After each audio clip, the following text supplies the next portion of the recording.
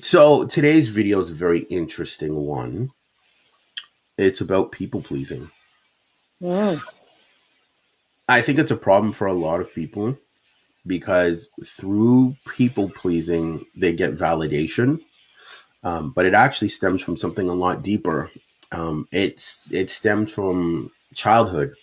A lot of it stems from your parents not validating you, and because there was a lack of validation, or like, hey, like you're such an amazing child, or whatever, or that inspiration or that encouragement to go out and do whatever, you seek it in your partners, you seek it in your friends, and you seek it in your work. We'll have a video to show today, but before I get started, I'm not actually going to ask Anthea what she thinks of people pleasing. yeah, I agree with you. I think people pleasing does come from childhood, massively comes from childhood. And I think once you get into that motion of wanting, of people pleasing, it doesn't, I mean, my experience, it doesn't end well because you end up with resentment later on because you're giving, and then the person hasn't been brought up the same as you, isn't the same person as you. You're two separate entities, so they're not giving you what you're giving them, and then it comes to a point where you start thinking, well, why am I not receiving?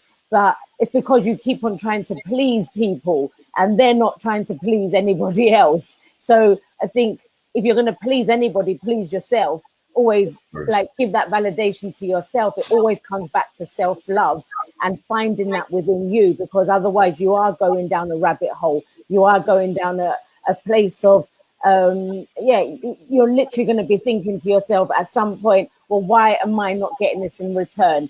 And I think that's the short side of it, Michael, really, before you play the video.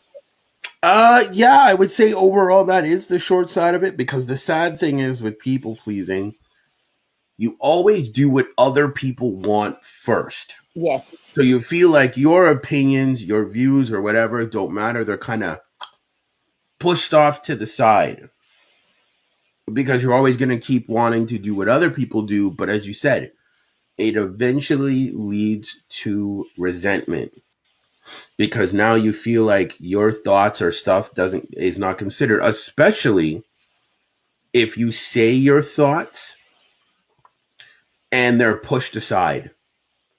So Yes. like let's say you're like dating someone and you're like, "Hey, like let's do this." And they're like, "No, we're doing this." You know what I mean? And you're kind of like, "Okay, like does my Yeah. opinions and views even matter Yeah, you at become like all?" a ghost, right? It's like you're the ghost in the relationship, and it makes you feel that way. Because I've been there where you're not being validated in any way, shape, or form, and I'm putting other people first.